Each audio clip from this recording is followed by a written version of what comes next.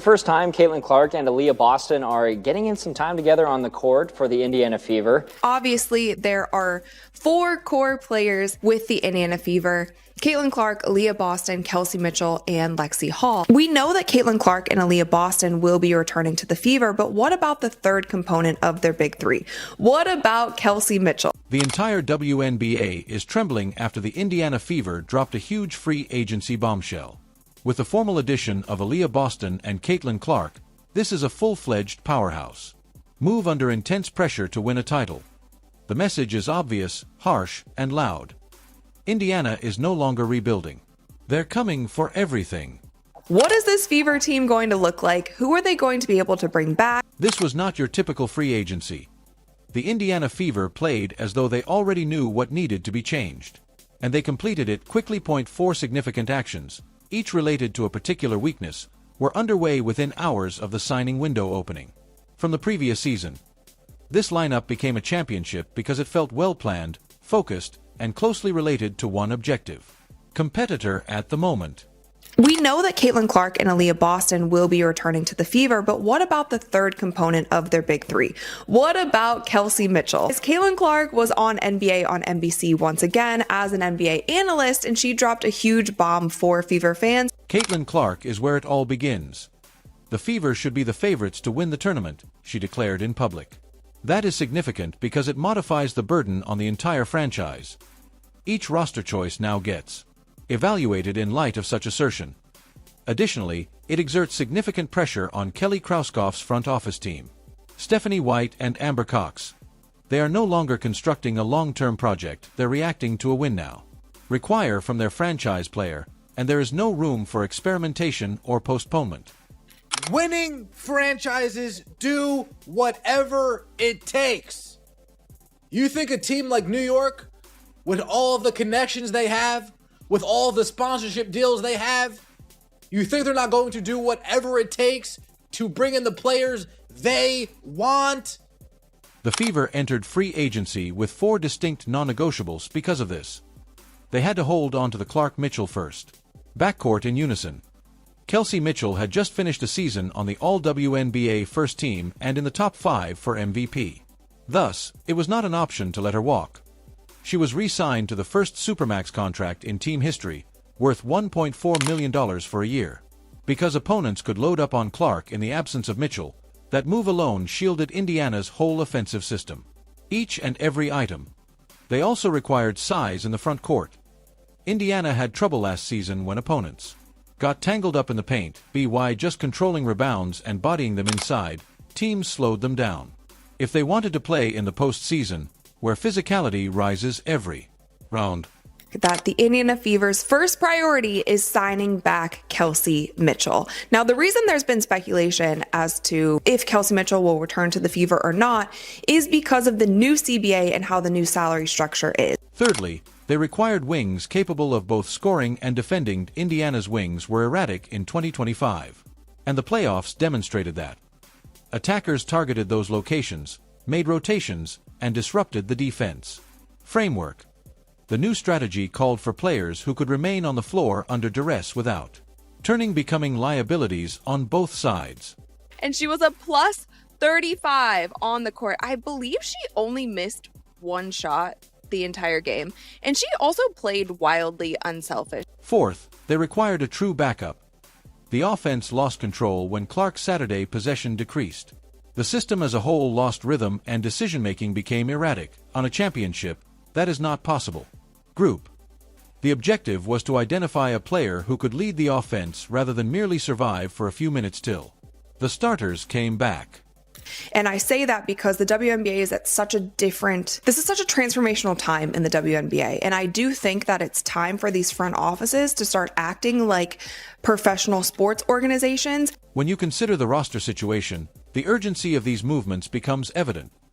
There were just 3 players from Indiana under a contract: Aliyah Boston, Clark, and a depth piece. This meant that almost the whole roster needed to be assembled from the ground up, under duress. Additionally, the cap situation was tight, with only around $3.1 million of the roughly $7 million available room devoted to the core group. Because of this, There was little margin for error and each signing had to be deliberate.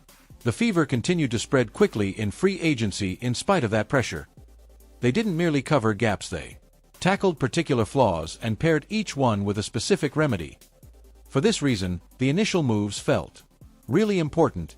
Was not about gathering talent, but rather fixing structural defects that were shown beneath pressure comparable to the playoffs. First time that Caitlin Clark ever started for Team USA, which if you watch my last episode, you know how I feel about that. I do think it's kind of crazy that it took 4 games to start her. And the only 2 players who hadn't started up until then was Caitlin Clark and Ray Burrell. And Ray Burrell was a last-minute addition to this team. What this indicates about Indiana's future is the more significant change. The rebuilding team is no longer requesting patience. This team is being constructed based on the franchise's direct demands, expectations, and urgency. Participant. Additionally, since some free agents have already expressed interest in joining, the perception of the Fever has obviously altered. They are no longer attempting to persuade players to go. Now, players are thinking about Indiana as an actual location. Like, start putting faces to these dollar amounts, to these tags as their number one option. So if the Indiana Fever doesn't value Kelsey Mitchell beyond 1 year, they need to make that clear now. Despite resolving 4 significant roster issues early in free agency, the management office's message is evident. Although the roster is yet incomplete, championship-level standards have already been established. But Damiris Dantas is set to sign with the Indiana Fever. One thing I will also point out, you guys, is fans noticed that the 2026 team roster on the Indiana Fever's website, it originally only had Caitlin Clark, Aliyah Boston, Michaela Timpson, and Kelsey Mitchell. No, excuse me. Kelsey Mitchell was not there. However, now she is there. And again, I do not know the timeline between this, but I saw multiple fans pointing out, like, Kelsey Mitchell used to not be on the website for the Indiana Fever, but now she is on that website. The Indiana Fever recently signed a surprise player, YouTube. Kelsey Mitchell was the first move that had to be made. To be honest, there wasn't any drama or hesitation. We'll give it some thought. This happened automatically. Supermax agreement worth $1.4 million. The first in the franchise's history, and it essentially sums up Indiana's mental state. At this moment, the defense switches up, the pace of the game switches up. Obviously, we've seen it in multiple games. The minute Caitlin Clark comes on the floor, the team drops back into like a box and one situation or a zone situation because it's so hard to play man up on someone like Caitlin Clark. Caitlin Clark is at a 15.5 efficiency. She is leading Team USA. Ryan Howard is second. Paige Beckers is third. Caitlin Clark is also leading in points per game at 12.8. However, the journey behind it is the true narrative, not just the money. This player remained when it was difficult. Not harsh in a courteous manner either. We are discussing seasons in which the victories hardly doubled. Numbers, where the roster was constantly changing, and where the majority of players would have discreetly begun searching for. Mitchell didn't leave. She persevered, carried the load, and is now rewarded just as the team is beginning to turn things around. The corner. It's not going to be great basketball games, not going to be super competitive, but Caitlin Clark looked like the best player on the floor today. And it honestly looked like she wasn't even playing at 100%. And the basketball aspect of it is even more crucial. Mitchell and Caitlin Clark are on the floor. Defenses are no longer able to just collapse into the paint. Mitchell will burn them from the ground if they load up on Clark. Outside, Clark turns the lane into a freeway if they go outside on Mitchell. Basically, you have to choose your poison.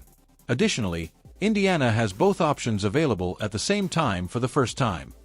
You know, it's a very unique situation. I think there's over 100 players in the league that are free agents, so we really only know about 5 people or 3 people that are going to be on our team next year, but I feel like we have a great core. You know, our first priority is to sign Kelsey Mitchell back. Was first team all WNBA last year. Kind of my running mate in the backcourt. She makes it really easy for me, so, you know, there's nothing like playing for the Fever. I think we're going to be the favorites to win it all. Additionally, there is a subtle aspect to this that is rarely discussed. Mitchell was locked by the core designation before she had a chance to test the market. This indicates that Indiana was in complete control of the situation rather than merely keeping her. Additionally, the one-year structure is a cap method rather than a random one. Maintains flexibility for future expansions centered on Aliyah Boston and Clark without financially constraining the team. Therefore, it is both a chess market and a reward transaction. Get moving. Monique Billings is leading in blocks per game at 2 blocks per game. And Monique Billings is somebody who has surprised me this tournament because she was a late minute addition to this Team USA team when it was announced that Sonia Citron and Aliyah Boston wouldn't be participating due to injury. But Monique Billings has come out with so much energy. She's doing all the dirty work on the court. She runs the floor really well. She's also been one to run that high screen and roll with Caitlin at the point, and she rolls really well. She has really good hands. So Things became much more intriguing after that, because Indiana began when Monique Billings arrived. Feels more like a team robbing competitors of players than a team rebuilding. Winning franchises do whatever it takes. You think a team like New York, with all of the connections they have, with all of the sponsorship deals they have, you think they're not going to do whatever it takes to bring in the players they want? Billings wasn't waiting for Indiana. Several people were interested in her, involved with the New York Liberty. They also included the recently formed Golden State Valkyries. Thus, picking this up wasn't simple.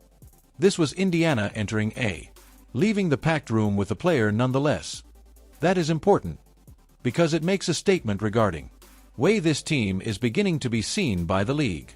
Caitlin Clark has the highest plus minus of anyone on Team USA at 104. And when you talk about Caitlin Clark and what kind of value she adds to the floor, that's just it. It doesn't even matter if Caitlin Clark is having a 30-point game or a 10-point game. When she is on the court, it changes the entire energy. And the fit is practically unjust. Billings plays at the precise speed that Clark prefers, without hesitation. Transition basketball is played at full speed. There is no gradual running into sets. She also protects and spreads the floor, without making every possession a foul situation, which was a major problem for Indiana in the previous campaign. But what actually makes this work is the chemistry.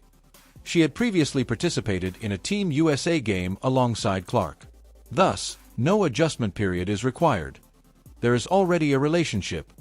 Additionally, she is acquainted with Mitchell from earlier play settings, which essentially makes her a plug-and-play device from day one.